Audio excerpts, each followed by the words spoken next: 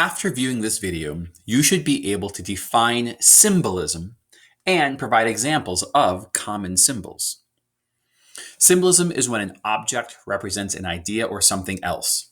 So in a story, we might have an object that represents freedom, or we might have an object that represents another character, that character is always present because we keep seeing the symbol again and again. We might have a symbol that represents hope. So we want to find objects that are used again and again in stories and figure out what they mean or what they're supposed to stand for. We're looking for symbols. Here are some common symbols. There are so many more. And then there are some symbols that are specific only to certain types of stories. So sometimes we get colors as symbols. White stands for purity or innocence, which is historically why women would wear white on a wedding day.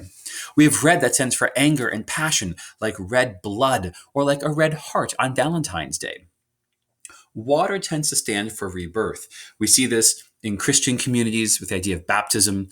We see this in flood stories, like in the Bible or in other world religions, where the water washes things clear and things start again.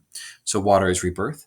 Nighttime and darkness are sometimes represent death and evil and despair. We use this all the time in horror movies. Whereas daytime or the light stands for hope and life and goodness. Now, this is not always true, but these are some symbols that people refer to again and again.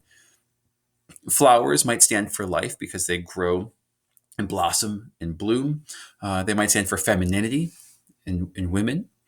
And then we have the American flag, which stands for freedom, but sometimes it stands for the military. And sometimes when we see contemporary discussions on whether to stand for the anthem or whether you're kneeling or standing or sitting, when the flag is present, the flag will mean different things to different people. So not all symbols have the same meaning to every person.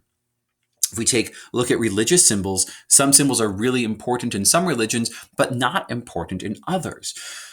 So there's not always one rule for what something stands for. And sometimes using a flower in a story doesn't have anything to do with life or femininity, it's just a flower. Sometimes things are just what they are. But if we see an image repeated again and again, or an object keeps popping up, or something's really important to a character, or one character gives something to another character, we want to see if there's that symbol, if it stands for something, because this will help us zone into an author's theme or the messages the author is trying to send. At this point, you should have a decent grasp of how to define symbolism and also start talking about some common examples of symbols.